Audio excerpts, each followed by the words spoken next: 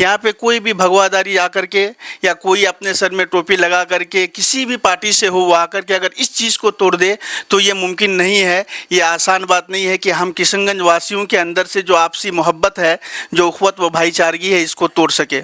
तो मैं इसमें किसी भी पार्टी को तो बदनाम नहीं कर सकता हूँ। बस इतना ही कहूँगा कि तुम अपने तेग चाहे जितने भी तेज चला लो, हम उसी राह पे चलेंगे जिसमें हमारे वालिदैन चलते आए हैं। हमारे मुसलमानों की सबसे बड़ी कमज़ोरी क्या है?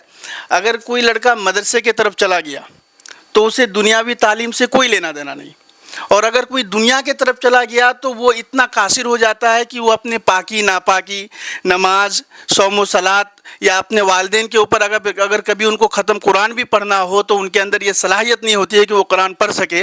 वो दूसरों की औलादों को बुला कर के वो लोग कुरान पढ़ाते हैं। तो ये बदनसीबी है, क्योंकि इन्नत दुनिया खुलिकत लकुम हदीस है, इन्नत दुनिया खुलिकत लकुम व अन्नकुम खुलिकतुम लिल आखिरा, कि दुनिया तुम्हारे लिए बनाई गई है। तो दुनिया की हर वो चीज़ हर इंसान के लिए बनाई गई है। तो दुनिया में जो चीज़ है, दुनियावी इल्म है, ये भी हमारे लिए बनाई गई। लेकिन वअन्नकुम खुलिकतुम लिल आखिरा कह दिया।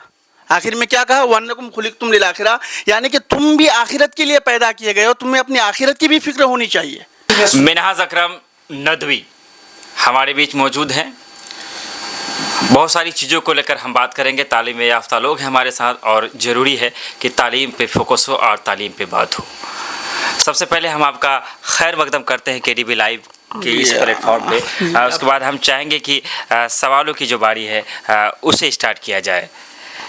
अपने ही घर में हमें बेगाने कर दिए जाते हैं, अपने ही घर में हमें बेगाने कर दिए जाते हैं। तेरी मोहब्बत पे हमने दिल निकाल कर रख दिया, लेकिन फिर भी हमें गैर बना दिए जाते हैं। सीमांचल की वो धरती जिन्होंने गंगा ज़मीनी तहज़ीब का मिसाल दिया, लेकिन भारतीय जनता पार्टी का कोई नेता आता है, बार बार आता है और हमें एहसास दिलाता है कि शायद हमारे खून में कोई कमी है, शायद हमारी मोहब्बत में कोई कमी है, और हमें एहसास दिलाता है कि हम हिंदुस्तानी है या नहीं। हमें बांग्लादेशी कहा जाता है, हमें शक की निगाहों से देखा जाता है, एक तरह से हमें गाली दी जाती है। अगर कोई हमें गाली दे तो उतना बुरा नहीं लगेगा, लेकिन कोई हमारे घर पे आकर हमें बांग्लादेशी कहकर चला जाता है, यकीनन हमको तो बहुत बुरा लगता है। आप क्या फील करते हैं? सबसे पहले आपका शुक्रिया।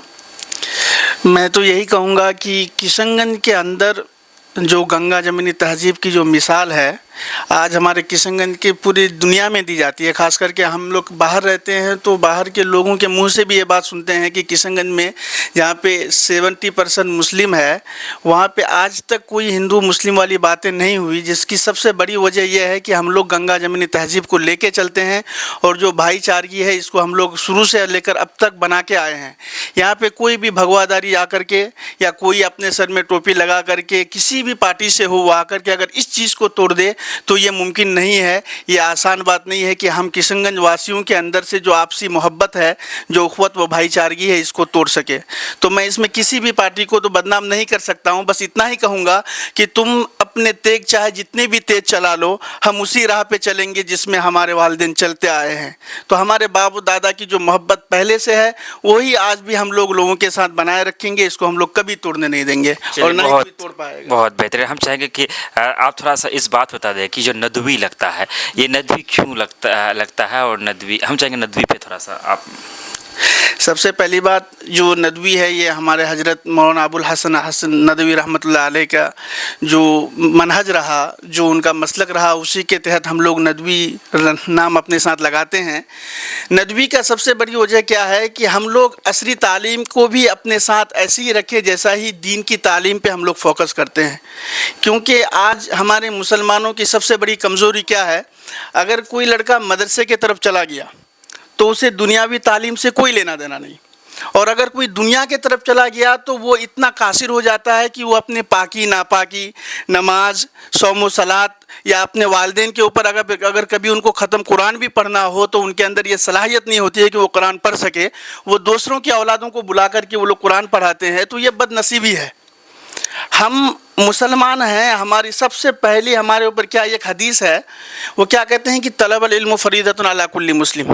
ये कुल्ली मुस्लिम कह करके क्या कह दिया कि हर मुसलमान पे इतना इल्म तो हर मुसलमान पे फ़र्ज है कि वो सही से नमाज़ पढ़ सके, صحیح سے قرآن پڑھ سکے, صحیح سے وہ اپنے دین کو سمجھ سکے, حرام و حلال کے مابین تمیز پیدا کر سکے, کسی بڑے چھوٹوں کے بیچ میں جو عزت ہے وہ اس چیز کو وہ پکڑ سکے, تعلیم کی جو اصل وجہ ہے اس چیز کو وہ سمجھ سکے. اس کے لیے تو آپ کو دینی تعلیم واجب ہے, ہر انسان کو چاہیے. اگر آپ اسکول میں جانا چاہتے ہیں تو بہت اچھی بات ہے, کیونکہ ان الدنیا خلقت لکم حدیث ہے, ان الدنیا خلقت لکم وانکم خلقتم للآخرہ, کہ دنیا تمہارے لیے بنائی گئی ہے.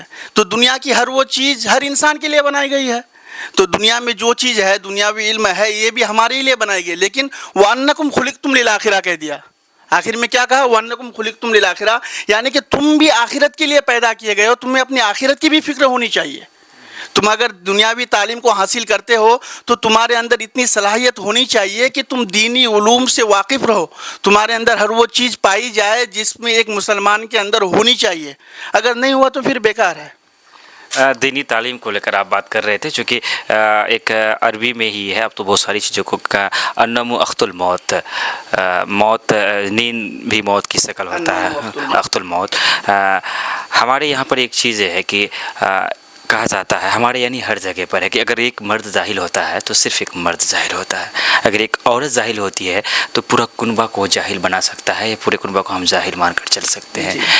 ایسے میں بہت سارے ہماری بچیاں بھی ہیں, اب اسکول لائن میں تو بہتر کر رہی ہے, لیکن ہمارے علاقے میں ہماری بہنیں حافظیں نہیں بن پاتی, ہماری بہن مولوی نہیں بن پاتا, ہماری بہن مفتی نہیں بن پاتی.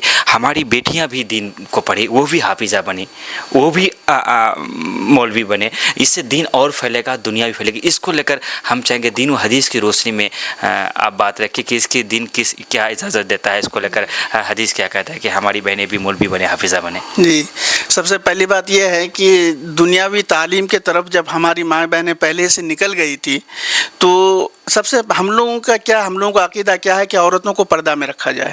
یہ ہم لوگوں کا عقیدہ ہے اور ہم لوگ اس پہ ایمان بھی رکھتے ہیں. تو پہلے کیا تھا کہ ہم لوگ مدرسے میں یا کوئی بھی لڑکیوں کے لیے ہم لوگ مدارس کا انتظام نہیں کرتے تھے, مکتب میں یا اپنے گھر ہی میں جہاں تک ہو سکے ان کو پڑھا دیتے تھے. لیکن اب کیا ہوا, جب ہماری ماں بہنیں گھر سے نکلنے لگی, یہ لوگ کالج اور یونیورسٹی کا راستہ اپنانے لگی, تو پھر ہمارے علماء بھی اس چیز پہ دھیان دیے کہ جو ہماری ماں بہنیں ادھر نکل رہی ہے, کم سے کم کچھ لوگ ادھر بھی آ جائے, کچھ لوگ دینی تعلیم کو بھی حاصل کریں. اور الحمدللہ یہ بات سے ہمیں بہت خوشی ہو رہی ہے کہ ہم لوگ جہاں پہ بھی ہیں, ہم لوگ دیکھتے ہیں ہمارے رحمت پارہ میں خود ہی ایک مدرسہ ہے جو مولانا عبدالرشید صاحب چلاتے ہیں, وہاں پہ میں گیا بھی ہوں, وہاں پہ بچیوں کا اچھا انتظام بھی رکھا ہے. تو ایسی بہت ساری مدارس ہے جہاں پہ جو ہے عورتوں کے لڑکیوں کے لیے انتظام ہے, اور اچھا الحمدللہ بہت ساری لڑکیاں الحمدللہ حافظ بھی بن رہی ہے, بہت ساری مولویاں بھی بن رہی ہے. تو یہ کوئی بعید نہیں ہے, انشاءاللہ دھیرے دھیرے ہر گھر میں ہر مہیلا, ہر جتنی بھی لڑکیاں ہیں سب پوری دین سے واقف ہو جائیں گی. انتم سوال بہت زیادہ ہو رہا ہے, ہم چاہیں گے کہ آخر میں ایک سوال, ہمارے جو معاشرے میں ایک بہت جو بری چیز چل رہی ہے وہ دہیز پڑتا ہے. بہت ساری ایسی لڑکیاں ہیں جن کی شادی نہیں ہو رہی ہے, کارن یہ ہے کہ ان کے باپ کے پاس اتنی پیسے نہیں ہے جس سے وہ اسے دہیز دے سکے. میں چاہوں گا کہ اس کو لے کر ندوی صاحب کیا رائے رکھتے ہیں, اگر آپ کی شادی ہوگی تو آپ کیا پرسنلی وچار کیا رکھتے ہیں, کیا یہ چیزیں صحیح ہے؟ دیکھیے, دہیز کے معاملہ میں جو ہے یہ سب سے پہلی بات یہ غیر مسلمانہ روایت ہے. جو غیر مسلم کیا ہے کہ ان لوگوں کے اندر کیا عقیدہ ہے کہ اس کی جب لڑکیاں گھر سے ودا ہو کے چلے جاتی تھی تو وہ لوگ کیا کرتے تھے کہ جو چیزیں دینی ہو وہ چیزیں دے کر کے ان کو الوداع کر دیتے تھے, اس کے بعد ان سے اور کوئی لینا دینا نہیں. لیکن ہم لوگ کیا ہے, ہم لوگ قرآن والے ہیں, اور قرآن کیا کہتا ہے, للذکر مثل حظ الانثیین, کہ جہاں پہ اگر بیٹے کا حصہ ہے تو وہاں بیٹیوں کا بھی حصہ ہے. اگر وہ بیٹی کے جگہ اگر وہ بیٹا پیدا ہوتی تو آپ کو تو حصہ دینا پڑتا. تو للذکر مثل حظ الانثیین کے تحت ان کے حق میں جو ہے وہ حق انہیں دینا واجب ہے. اگر کوئی ماں باپ یا کوئی بھائی اپنے بہن کا حصہ دبا کر کے اگر رکھ لیتا ہے تو تا قیامت تک اس کے اوپر وہ چیز کا عذاب اور وبال آتے رہے گا, اس لیے ان کے اوپر واجب ہے. اور جہاں تک بات رہی دہیج کی, تو یہ دہیج جو ہے یہ غیر مسلمانہ روایت ہے, اس کو ختم کرنے کی بہت سخت ضرورت ہے. آج خاص کر کے ہمارے علاقے میں اگر ہم دیکھیں گے تو ہماری غریب बहुत सारी लड़कियां इसी वजह से जल्दी शादी नहीं हो पाती है, अच्छी फैमिली में नहीं जा पाती है, क्योंकि उनके जो है फरावानी या उनके जो फैमिली है उनकी फाइनेंशियली हालत ठीक नहीं रहती है, जिसके वजह से वो लोग इस तरह की दिक्कतों का सामना करते हैं। तो इन सारी चीज़ों में बैन होना बहुत ज़रूरी है। चलिए, बहुत बहुत शुक्रिया अकरम नदवी साहब, हमारे साथ बातों को रख रहे थे। हम चाहेंगे कि इसको लेकर आपकी अपनी एक क्या विचार हो सकती है, अपनी राय प्रतिक्रिया आप कमेंट बॉक्स में दे सकते हैं। चैनल को सब्सक्राइब कर बेल आइकन दबाते रहे, खबर को शेयर करते रहे। मैं रमीज रजा के लिए लाइव, धन्यवाद, शुक्रिया, आदाब।